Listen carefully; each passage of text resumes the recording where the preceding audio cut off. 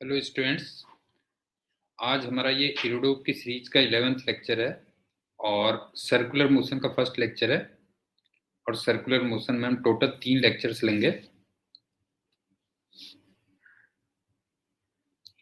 Circular motion में इरोडोप की जो ओरिजिनल प्रॉब्लम्स थी उनमें 1.19, 1.37 टू 1.39, 1.43 और 1.83 टू 1.85 ये हम आज की वीडियो में कवर करेंगे।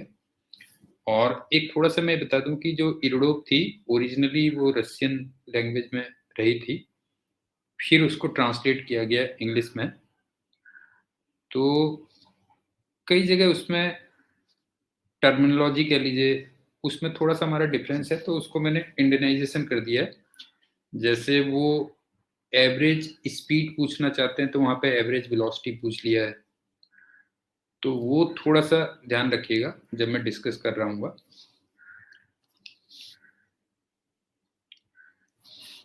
सबसे पहला क्वेश्चन है,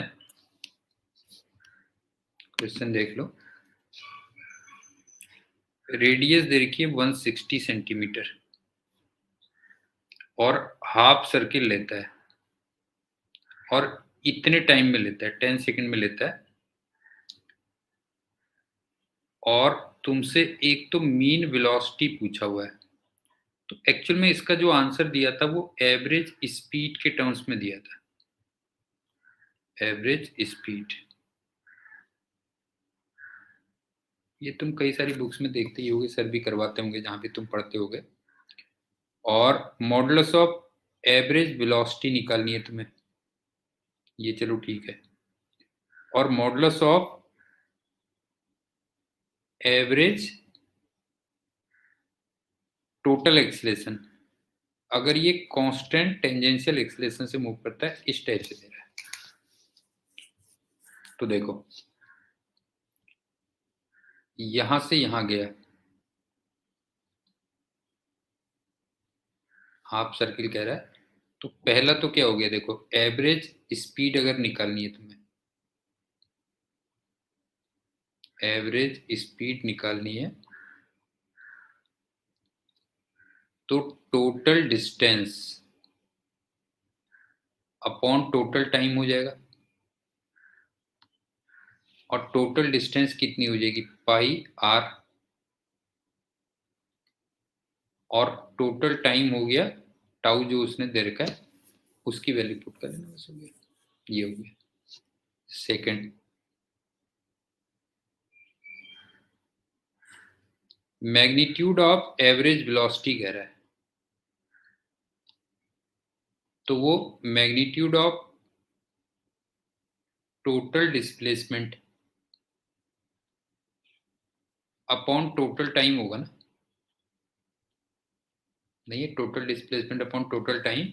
और यहां से यहां तक डिस्प्लेसमेंट कितना रहा, 2r के इक्वल रहा। क्यों, ये तो डिस्टेंस हो गई और ये डिस्प्लेसमेंट हो गया।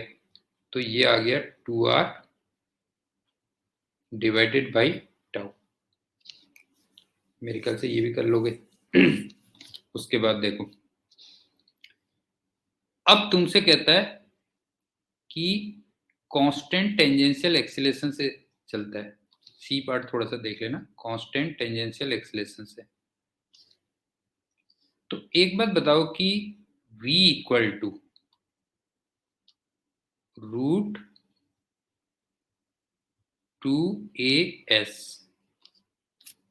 सॉरी s,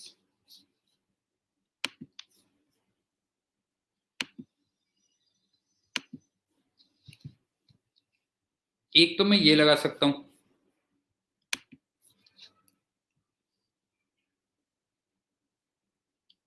और a को कैसे लिख सकता हूं, देखो v इक्वल टू 80, इसका मतलब a equal to v upon T. ठीक है, a equal to V upon T. तो इसका मतलब v इक्वल टू कितना आ गया, v इक्वल टू आ गया अंडर रूट 2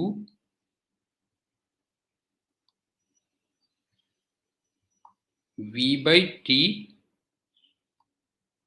इंटू एस।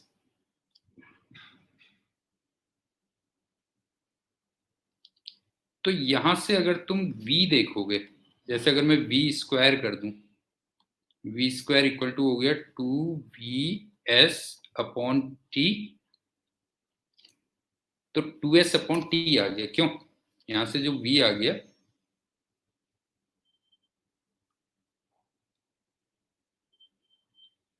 वो 2s/t आ गया।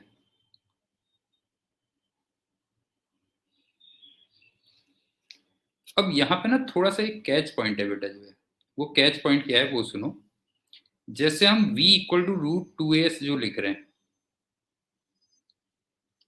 या v इक्वल टू at जो लिख रहे हैं, सर्कुलर मोशन की बात कर रहे हैं, इसमें जो s होता है एक्चुअल में,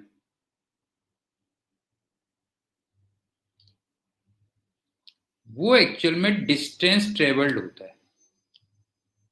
और इसमें जो a आता है वो एक्चुअल में टेंजेंशियल एक्सीलरेशन आता है। कुछ पॉइंट समझ में आ रहा है बेटा क्या कह रहा हूं मैं? ये वाला पार्ट अच्छी तरीके से देख लेना कि सर्कुलर मोशन में अगर मैं कहीं पे v, और यहाँ पे जो v आई एक तरीके से वो स्पीड आ गई।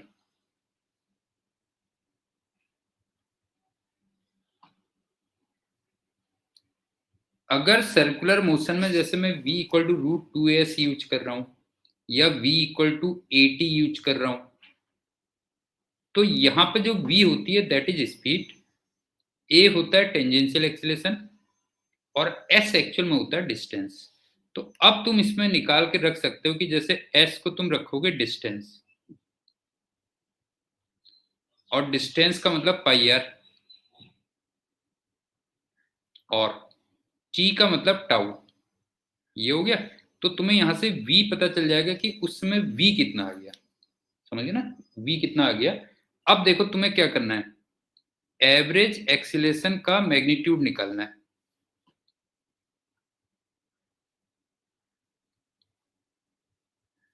एवरेज एक्सीलरेशन तुम जानते होगे डेल्टा v अपॉन t होता है।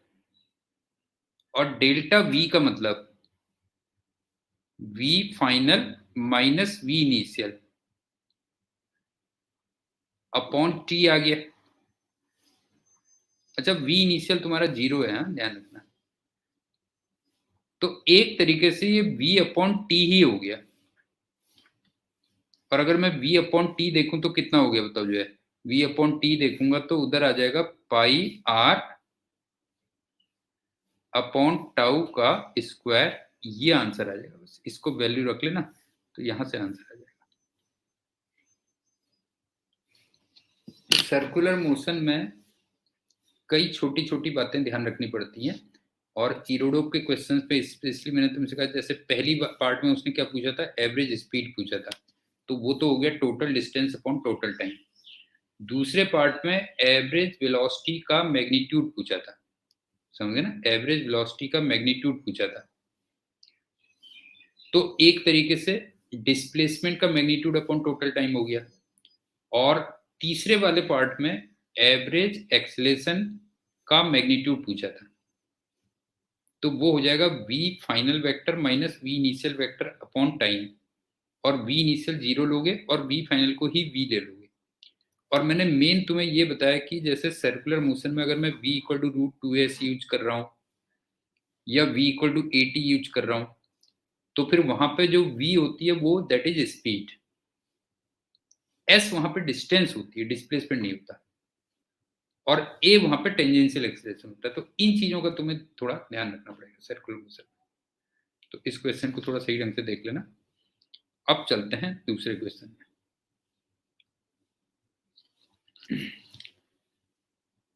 अब जैसे ये यहाँ पे वेलोसिटी कह रहा है, तो एक्चुअल में स्पीड है बेटा v equal to alpha T, और अल्फा की वैल्यू 0.5 दे रखी है। तो यहाँ पे जो स्पीड आ गई वो 0.5 टी हो गई।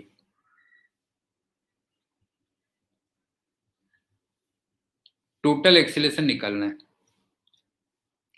और जब उसने 0.1 फ्रैक्शन ऑफ सर्किल ये कंप्लीट कर लिया है, जब उसने 0.1 फ्रैक्शन ऑफ सर्किल कंप्लीट कर लिया तो उसमें टोटल एक्सीलरेशन निकालना है। अब देखो ये स्पीड दे रखी है, इसका मतलब जो टेंजेंशियल एक्सीलरेशन होगा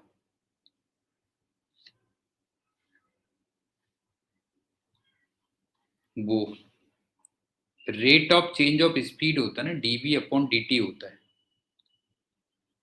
तो ये 0.5 हो गया और ये कांस्टेंट हो गया। एक तो बात ये आ गई।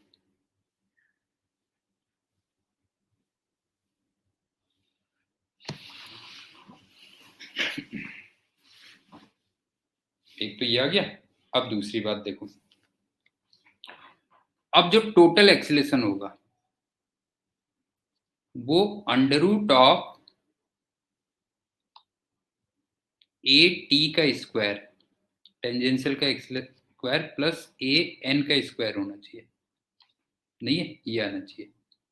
अब यहाँ पे जो ए टी का स्क्वायर है तो इसका मतलब ये 0.5 का स्क्वायर हो गया, और ए एन तुम जानते होगे वी स्क्वायर अपॉन आर होता है, तो इसका भी स्क्वायर हो गया। और वी स्क्वायर को मैं क्या लिख सकता हूं बताओ, जो है वी स्क्वायर को मैं लिख सकता हूं twice tangential acceleration into distance. ये ध्यान रखना बेटा, जो है वी स्क्वायर इक्वल टू, अभी नहीं बताया था मैंने, we square equal to 2as बोला था मैंने। तो यहां पे मैंने बोला था कि तुम्हें ए को क्या लिखना है, ए को लिखना है ए टेंजेंशियल, और एस को क्या लिखना है डिस्टेंस, और वी यहां पे क्या है स्पीड है।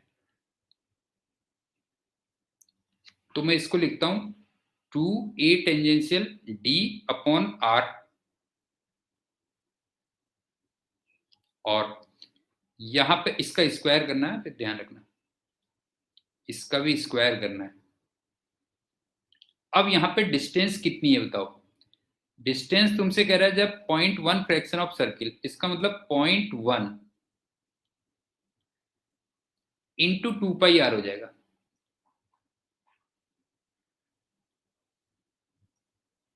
और बाय द वे यहाँ पे r और r क्या हो जाएंगे, कैंसिल हो जाएंगे। अब मेरे ख्याल से वैल्यू पुट करके तुम निकाल सकते हो। तो सिंपल है, स्पीड तुम्हें दे रखी थी, वहां से तुमने टेंजेंशियल एक्सीलरेशन निकाल लिया और कांस्टेंट आ गया। टोटल एक्सीलरेशन होगा अंडर रूट ए टी का स्क्वायर प्लस ए एन का स्क्वायर। ए टी तो चलो 0.5 था, अब ए एन क्या होगा वी स्क्वायर अपॉन आर। अब वी स्क्वायर क्या होगा twice A T into distance, और डिस्टेंस कितनी होगी 0.1 इंटू 2πr ये होगी। तो इसके बाद वैल्यूज पुट कर लेना, तो वहां से तुम्हारा टोटल एक्सीलरेशन आ जाएगा। सो यहां से तुम फाइंड टोटल एक्सीलरेशन ए।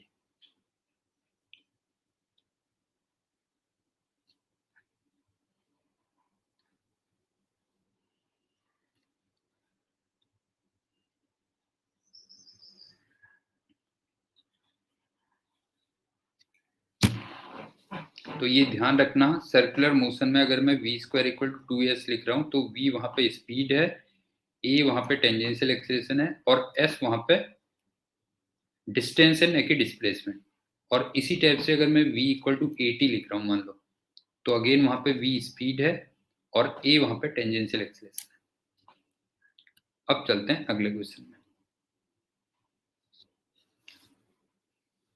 डिस्लेशन दिया हुआ है, मतलब स्पीड कम हो रही है, सर्किल की रेडियस r दे रखी है, और किसी भी मोमेंट पे टेंजेंशियल और नॉर्मल एक्सीलरेशन इक्वल दिए हुए मैग्नीट्यूड में, और जीरो टाइम पे वेलोसिटी v नॉट है, स्पीड है एक्चुअल में, यहाँ पे वेलोसिटी कह दिया, स्पीड है यहाँ पे, और velocity as a function of time t निकालनी है, और डिस्टेंस कवर्ड s निकालनी है, और टोटल एक्सेलरेशन निकालना है as a function of velocity and distance covered.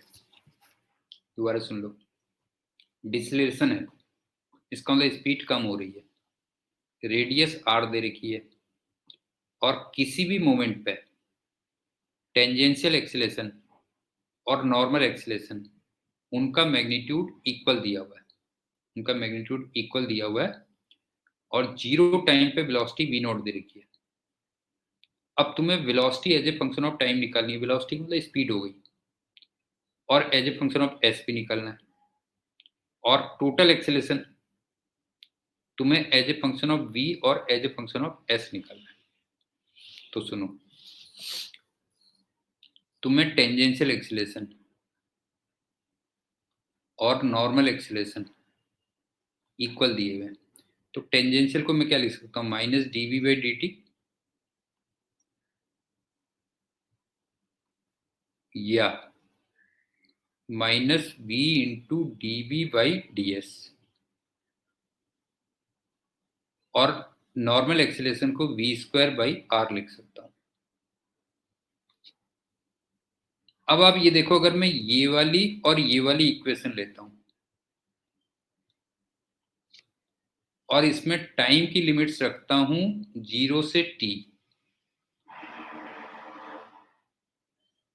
और वेलोसिटी की लिमिट्स लिखता हूं v नॉट से v, तो मेरे ख्याल से तुम्हें समझ में आ गया होगा v as a function of t निकाल सकते तुम।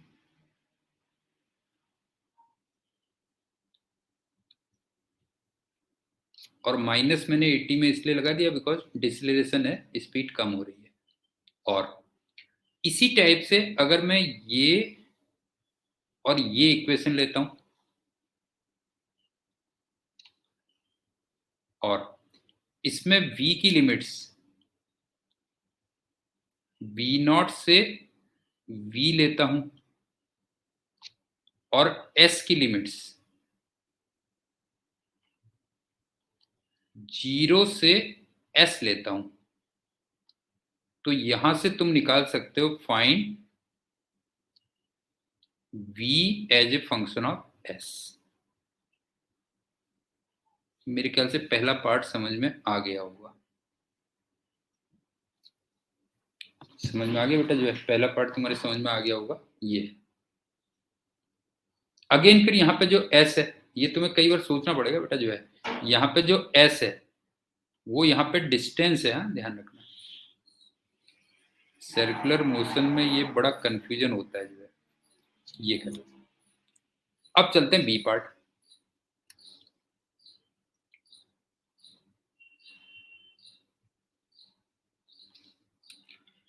अब आप ये देखो कि total acceleration as a function of v और as a function of s निकालना है, लेकिन तुम्हें टेंजेंशियल और नॉर्मल एक्सीलरेशन इक्वल दिए हुए हैं।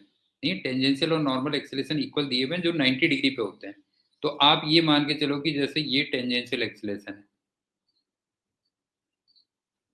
ये भी an के इक्वल है, और एक an ये हो गया। इसका मतलब जो टोटल एक्सीलरेशन होगा वो √2 इंटू an होगा, और an का मतलब v स्क्वायर अपॉन r ना, √2 v स्क्वायर अपॉन r। क्यों, ये आ गया। तो अगर तुम ये देखोगे तो ये क्या हो गया, a as a function of v आ गया। नहीं, अगर आप देखोगे तो ये क्या आ गया, तो a as a function of v आ गया, और ये दिया भी होगा, देखो ये आ गया, ये आ गया। और हम v as a function of s already निकाल चुके हैं, नहीं है, v as a function of s, ये पार्ट ए में हम निकाल चुके हैं ऑलरेडी।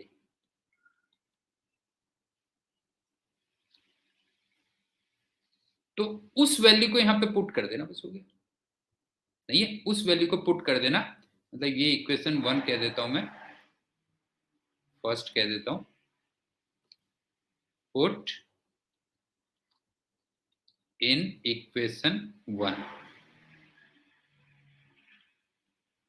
तो तुम्हें a as a function of s पता चल जाएगा, ये कह दीजिए। आई थिंक समझ में आ गया होगा, बड़ा सिंपल पार्ट है। जैसे तुम ये देखो ना, यहाँ पे हमने v as a function of s निकाला था, देखो ये था ना, v as a function of s निकाला था। इसको मैं यहाँ पे पुट कर दूं, देखो यहाँ पे पुट कर दूं तो ये रिजल्ट आ रहा होगा। देखो अगर मैं यहाँ पे वैल्यू पुट कर दूंगा तो ये आ जाएगा, ये। तो मेरे ख्याल से ये भी क्लियर हो गया होगा।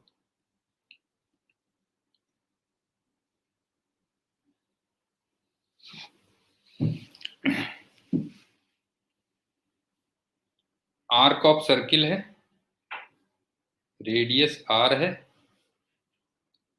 डिस्टेंस s पे v ऐसे डिपेंड कर रही है। इस टाइप का एक्सप्रेशन पहले भी कई बार आ चुका है, तुम जानती हो। अल्फा कांस्टेंट दिया हुआ है। अब तुम्हें थीटा निकालना है between total acceleration and velocity as a function of s।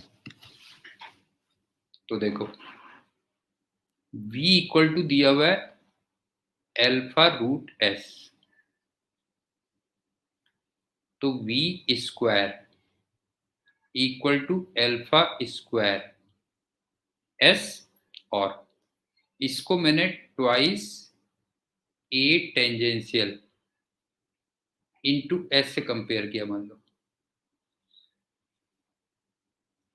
लेकिन अगेन वही हो गया ना बेटा, यहाँ पे जो s है वो यहाँ पे डिस्टेंस हो गई।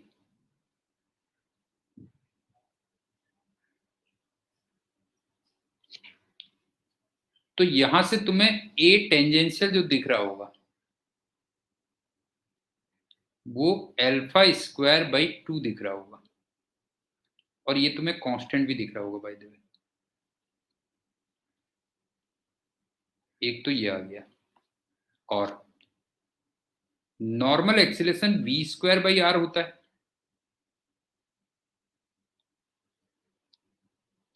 और v स्क्वायर हमारा इतना है, तो ये आ गया alpha square s upon r आ गया। मेरे ख्याल से दोनों चीजें समझ में आ गई होंगी। हमने टेंजेंशियल एक्सीलरेशन भी निकाल लिया और हमने नॉर्मल एक्सीलरेशन भी निकाल लिया। अब अगर मैं डायग्राम ड्रॉ करूं,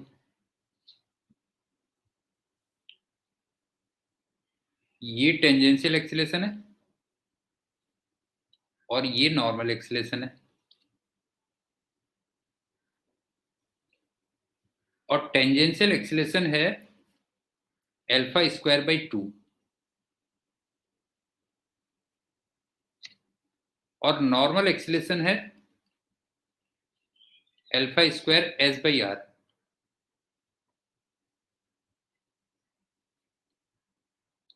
तो टोटल एक्सीलरेशन ये कुछ होगा। अब एक चीज और, वेलोसिटी जो होती है वो टेंजेंशियल एक्सीलरेशन की डायरेक्शन में होती है, इसका मतलब वेलोसिटी इधर को होगी। अब मुझे इसके और इसके बीच में एंगल निकालना है, इन दोनों के बीच में एंगल निकालना है, तो इसका मतलब ये वाला एंगल निकालना था। तो अगर मैं टेन थीटा कहूं तो फिर वो ये क्वांटिटी डिवाइडेड बाय ये होगा, नहीं है ये क्वांटिटी अपॉन ये, तो ये हो जाएगा alpha square S upon R upon alpha square by 2। तो tan theta equal to S upon 2 R आ गया। और जरा देखना टेन थीटा यहाँ पे फंक्शन ऑफ एस ही आ रहा है, और फंक्शन ऑफ एस ही तुमसे पूछा हुआ था, बस हो गया, ये कह लो। तो फिगर में देख लो यही आंसर आ रहा है, tan theta equal to 2s upon R. तो वही कहानी दोबारा बार बार रिपीट हो रही है। जैसे यहाँ पे v equal to alpha root S दिया हुआ है, तो यहाँ पे v हो गई स्पीड, s हो गई डिस्टेंस, ये कह। अब चलते हैं अगले क्वेश्चन में।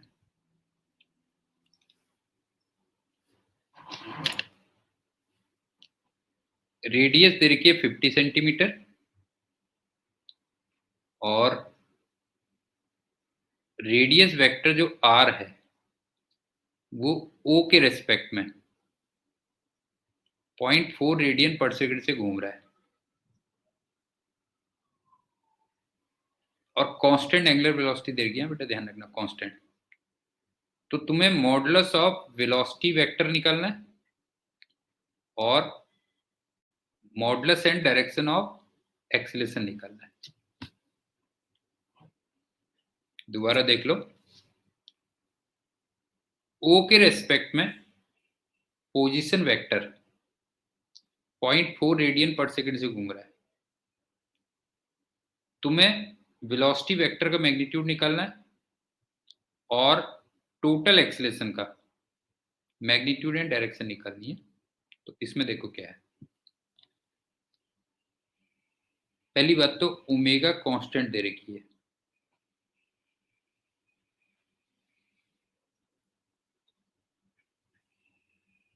इसका मतलब यूनिफॉर्म सर्कुलर मोशन है,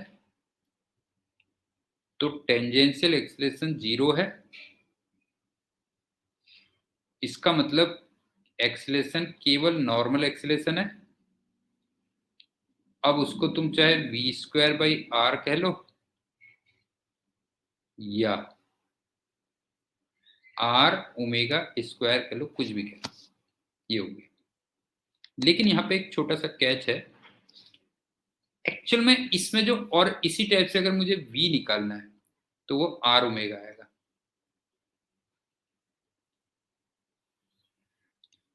अब कैच यहाँ पे ये है कि ये वाला फॉर्मूला हो या ये वाला फॉर्मूला हो, इसमें जो ओमेगा ली जाती है वो ली जाती है अबाउट सेंटर।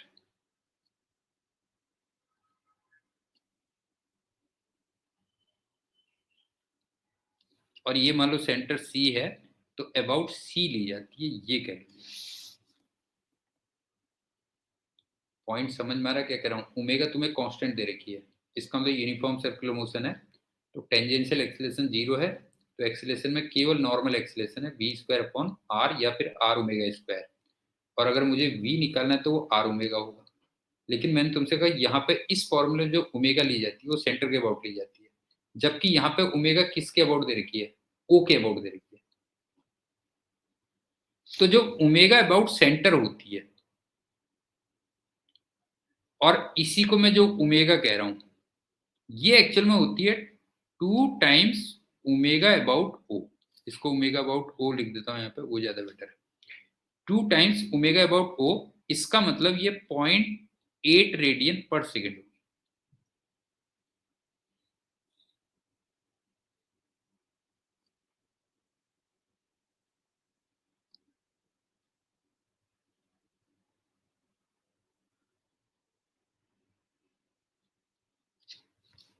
तो अब सिंपल है, बस हो गया। तुम्हें v निकालना है तो r इंटू ओमेगा कर देना। r यहाँ पे हो गया 50 सेंटीमीटर, मतलब 0.5 सॉरी, और ओमेगा यहाँ पे हमने लिखना है 0.8, तो तुम्हें दिख ही रहा होगा 0.4 आ जाएगा। और इसी टाइप से तुम्हें एक्सीलरेशन लिखना है तो r ओमेगा स्क्वायर लिखोगे, r लिखोगे 0.5 और ओमेगा का स्क्वायर लिखोगे 0.64। तो इसका जो आंसर आ जाएगा वो 0.32 मीटर पर सेकेंड स्क्वायर आ जाएगा। तो आई थिंक पॉइंट क्लियर होगा। Omega constant, uniform circular motion, tangential acceleration 0, तो एक्सीलरेशन केवल रेडियल v²/r या फिर r ओमेगा स्क्वायर, और v निकालने के लिए r ओमेगा। लेकिन मैंने तुमसे कहा ओमेगा किसके अबाउट होगी, सेंटर के अबाउट, और जो सेंटर के अबाउट ओमेगा होती है वो सरकमफ्रेंस का अगर कोई पॉइंट हो जो यहाँ पे O है उसकी डबल होती है, और वो तुम्हें 0.4 दे रखी थी, तो यहाँ पे तुम्हें ओमेगा 0.8 लेनी होगी। अब थोड़ा सा तुम्हारे दिमाग में एक आ सकता है कि सेंटर के अबाउट क्यों डबल होती है? तो ये ज्योमेट्री से डबल होती है ना। जैसे तुम ये देखो, मान लो कोई पार्टिकल यहां से यहां चला गया, ये है और ये है, तो देखो इसने कितना एंगल वो किया। अगर ये एंगल डी थीटा है तो मेरे ख्याल से तुम ज्योमेट्री इतनी जानते होगे कि सेंटर के अबाउट वो जो एंगल होगा वो 2d थीटा होगा। ये मेरे ख्याल से ज्योमेट्री जानते होगे तुम। जैसे ना डी टी टाइम पे मान लो यहां से यहां चला गया बेटा, तो अब सिंपल सी बात देखो कि ओ पॉइंट के अबाउट वो केवल डी थीटा एंगल घूमा है, जबकि सी पॉइंट के अबाउट उसी टाइम पे वो डबल एंगल रोटेट कर गया। तो इसके अंदर डबल नहीं हो गई, बताओ जो है। तो इसके अंदर जो ओमेगा सी हो जाएगी वो 2 टाइम्स ओमेगा ओ हो जाएगी, और इसी को मैं ओमेगा कहता हूं जो फॉर्मूले में पुट करता हूं। ये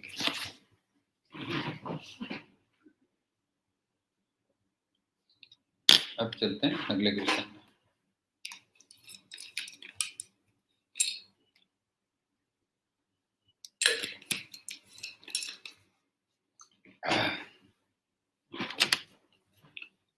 मास m दे रखा है, रेडियस r दे रखी है, मॉडुलस निकालना है एवरेज फोर्स का,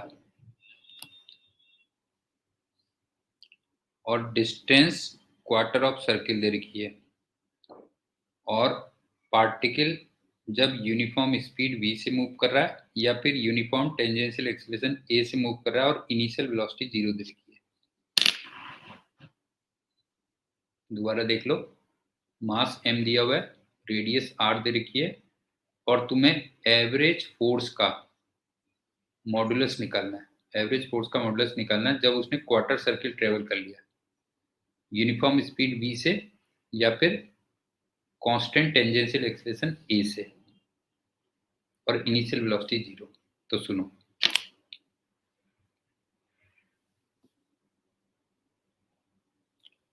मुझे f की एवरेज वैल्यू निकालनी है। तो एक तरीके से मुझे m इंटू a की एवरेज वैल्यू निकालनी है। इसका मतलब m into v final vector minus v initial vector upon t करना है। ये तो गया ना, v final vector minus v initial vector upon t करना है। अब a पार्ट में क्या था, ध्यान से देखना बेटा, क्वार्टर सर्किल है, ये v था। क्वार्टर सर्किल का मतलब यहां से यहां पहुंच गया, तो ये v था। एक तरीके से ये था v इनिशियल वेक्टर, और ये था v फाइनल वेक्टर, और इन दोनों के बीच में 90 डिग्री का एंगल बना है। क्यों नहीं होता? इन दोनों के बीच में कितना एंगल बना हुआ है? 90 डिग्री का एंगल बना हुआ है। तो 90 डिग्री पे ये वाली जो वैल्यू आएगी, ये तुम्हें समझ में आ रही होगी, √2 भी आ जाएगी। सब्ट्रैक्शन ऑफ वेक्टर्स है ना बेटा, ये सब्ट्रैक्शन ऑफ वेक्टर्स है। तो ये क्या होगा बताओ? ये बनेगा √a²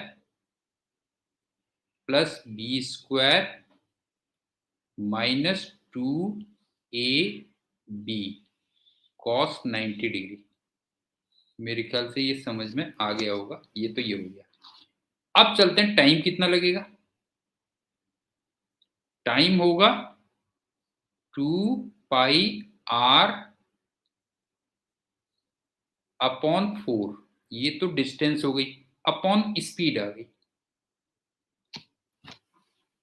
समझ में आ गया? ये आ गया 2πr अपॉन 4, ये तो डिस्टेंस आ गई, अपॉन स्पीड आ गई। तो ये आंसर बनेगा तुम्हारा। फाइनली तुम देखोगे तो ये इसमें कन्वर्ट होगा।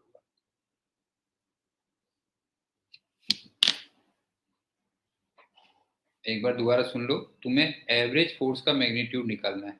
इसका मतलब मास इनटू एवरेज एक्सेलरेशन का मैग्नीट्यूड निकालना है।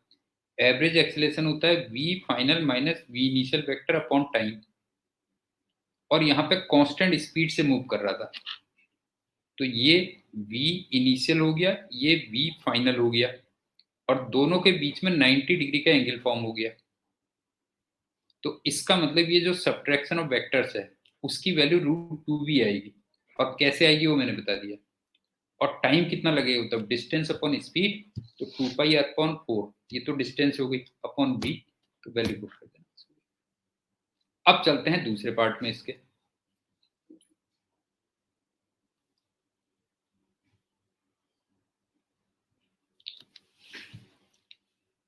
अब यहां पे हमने देखा था कि एफ एवरेज का जो मैग्नीट्यूड था वो m into v final minus v initial upon t था। लेकिन इनिशियल वेलोसिटी 0 दे रही थी, क्यों? और v फाइनल का मैग्नीट्यूड, इसी को v कह देता हूं मैं। तो एक तरीके से ये बन गया mv अपॉन t, ये बन गया, नहीं होता mv अपॉन t बन गया। और एक चीज और, हाँ, अब ये बताओ कि जो v है इसको मैं a t इंटू टी कह दूं। v मैंने बोला था ना स्पीड बेटा जो है, तो इसका मतलब ये a टेंजेंशियल इंटू टी हो गया। लेकिन a टेंजेंशियल को तुम्हें a दिया हुआ है, तो इसका मतलब ये बन गया ए टी, और लास्ट में t और t कैंसिल हो गया, तो आंसर कितना आ गया, तो एम ए आ गया, बस ये कह लो। तो वही आंसर दिख रहा है एम ए। आई थिंक मेरे ख्याल से कंसेप्ट समझ में आ गया होगा।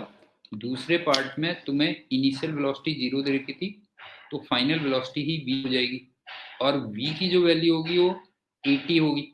लेकिन 80 वहां पर टेंजेंशियल एक्सीलरेशन होगा, और जो a दिया हुआ है, तो M A T upon T, T से ठीक है।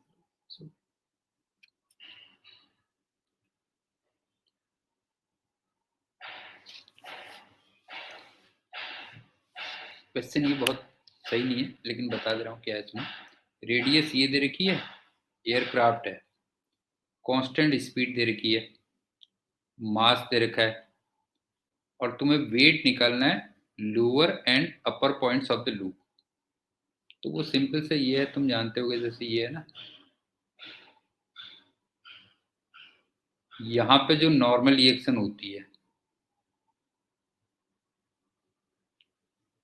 वो m इंटू जी प्लस ए होती है, क्योंकि एक्सलेशन इधर को होता है, और a को यहाँ पे v² लिख दोगे। और जो भी नॉर्मल रिएक्शन होती है एक्चुअल में वही फिर एक तरीके से एपरेंट वेट हो जाता है ना। अगर आप देखोगे तो यही क्या हो जाता है, एपरेंट वेट हो जाता है। क्यों? जो तुम्हें फील होता है। और यहां पे तुम जानते होगे एक्सेलरेशन नीचे को है, सेंटर की तरफ को होगा ना, तो यहां पे जो नॉर्मल रिएक्शन आएगी, एन डैश कह दे रहा हूं चलो, तो ये एम जी माइनस ए होगी, और इस ए की वैल्यू अगेन फिर क्या रख दोगे, v² अपॉन आर रख दोगे, बाकी वैल्यू चेंज। मतलब एक सर्कुलर लूप ले रहा है, और उसमें फ्लायर का वेट तुम्हें बॉटम में और टॉप में निकालना है। तो बॉटम में तो जो वेट होगा, मतलब एपरेंट वेट की बात कर रहा है, मीन्स नॉर्मल रिएक्शन, वो एम जी प्लस ए होगा। और टॉप मोस्ट में कितना होगा, तो जो है एम जी माइनस ए, और ए वहां पे क्या हो जाएगा, v² अपॉन आर हो जाएगा, सेंट्रीपिटल एक्सेलरेशन ये है। तो क्वेश्चन बहुत ज्यादा वो नहीं था, बाकी वैल्यूज को विद एसआई यूनिट में कन्वर्ट करके दिखते ना, वो आ जाएगा। अब चलते हैं अगले क्वेश्चन में, लास्ट क्वेश्चन में। इसको PTO लिख देते हैं।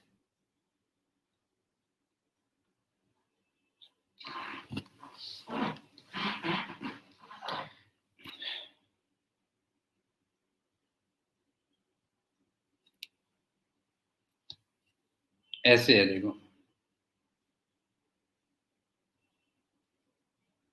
यहां से छोड़ देते हो आप, और जो थीटा दे रखा है वो वर्टिकल से दे रखा है, तो तुम्हें टोटल एक्सीलरेशन निकालना है और टेंशन निकालना है। पहले पार्ट में टोटल एक्सीलरेशन और tension as a function of theta, और थीटा वर्टिकल से दिया हुआ है स्ट्रिंग जो बना रही है, तो ये आगे देखो,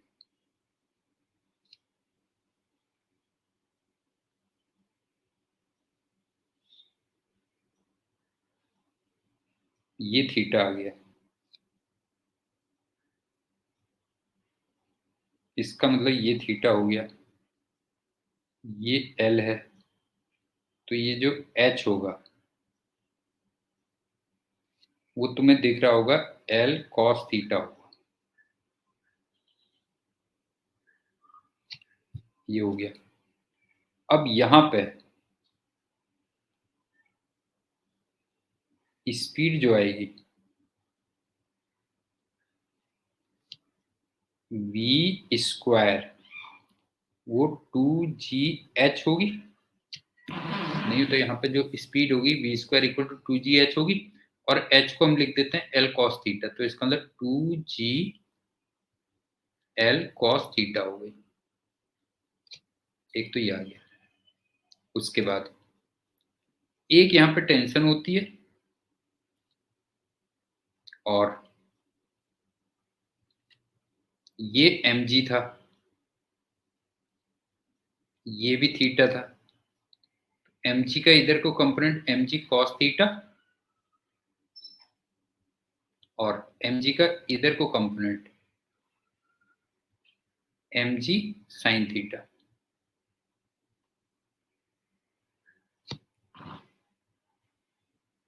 अब सुनो,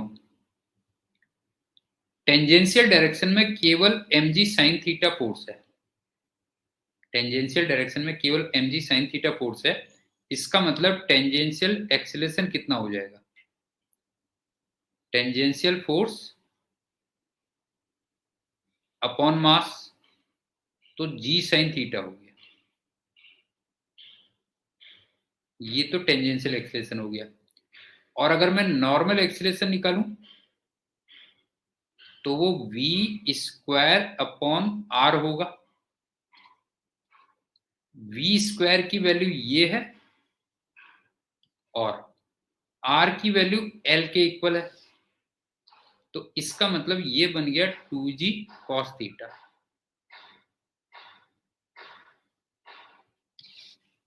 अब सिंपल सी बात है, तुम्हें AT और AN as a function of theta पता चल गए, नहीं है, AT और AN as a function of theta तुम्हें पता चल गए हैं, तो इसका मतलब जो टोटल एक्सेलेरेशन आएगा वो आ जाएगा अंडर रूट ऑफ AT का स्क्वायर प्लस AN का स्क्वायर, ये आ गया, और ये तुम्हारा फंक्शन ऑफ थीटा ही निकलेगा। ये कह लो second.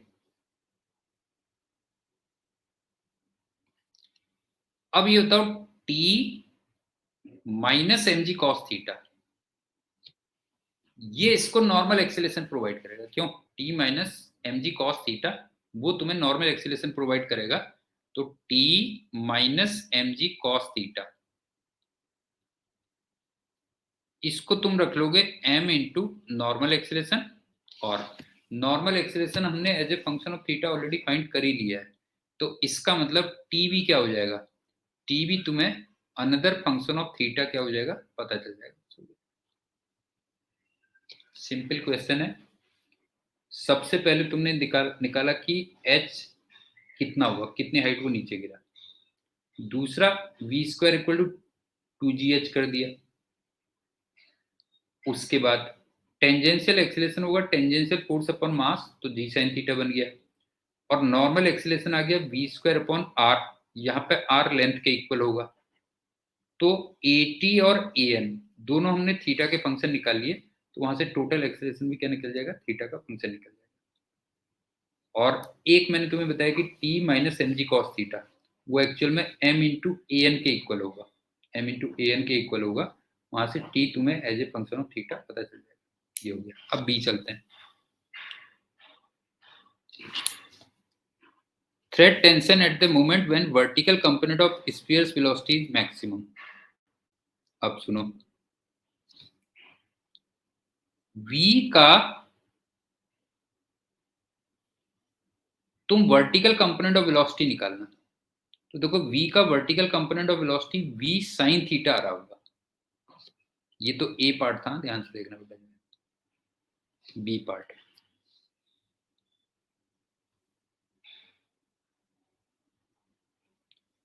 Vertical component of velocity वो V sin थीटा लिखोगे।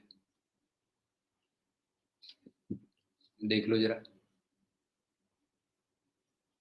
इस V का वर्टिकल कंपोनेंट ऑफ वेलोसिटी कितना होगा। सॉरी एक सेकंड बेटा, नई फिगर बना लेते हैं एक बार।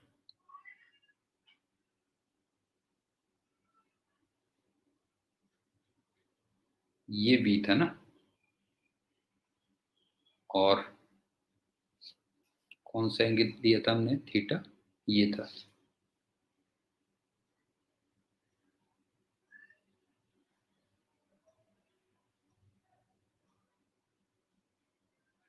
थीटा 90 माइनस थीटा, थीटा, हाँ चांस की बात है, साइन थीटा ही आ गया। ये बी हो गया ना, देखो ये बी हो गया बेटा। तो v आ गया v साइन थीटा, और v हमने कितना निकाला था, देखो v निकाला था √2gl cos थीटा। यहां से देखो v कितना निकाला था, √2gl cos थीटा। तो ये आ गया √2gl cos theta into sine theta. अब तुम्हें v को मैक्सिमम करना है, तो put dv upon d theta equal to 0। इसके बाद तो मैथमेटिक्स है, तो dv अपॉन d थीटा को 0 करोगे तो यहां से थीटा निकाल लोगे आप।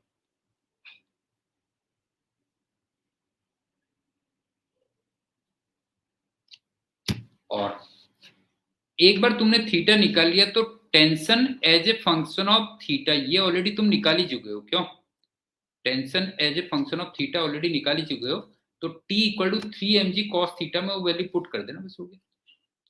Put n t equal to 3mg cos theta.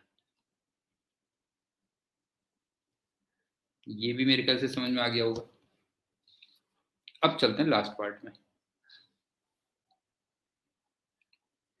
Theta between thread and vertical, ये कह रहा है व्हेन टोटल एक्सीलरेशन हॉरिजॉन्टल है।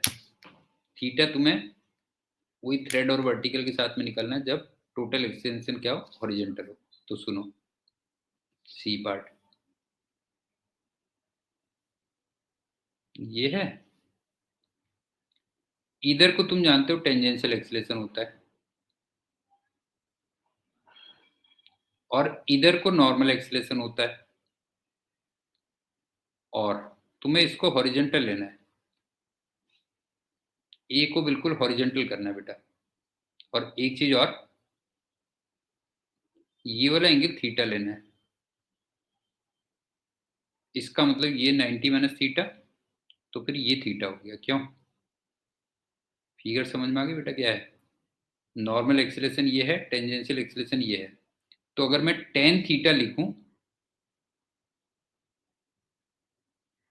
तो फिर वो A N upon A T होना चाहिए। फिर इसका ये मतलब हुआ टेन थीटा की value A N upon A T ये रखनी चाहिए हमें। और ए एन अपॉन ए टी ऑलरेडी हम फंक्शन ऑफ थीटा निकाल चुके हैं, क्यों नहीं है? an और at ऑलरेडी हम फंक्शन ऑफ थीटा कैलकुलेट कर चुके हैं, उसको यहाँ पे पुट कर देना, तो यहाँ से थीटा फाइंड कर देना, बस हो गया, फाइंड थीटा।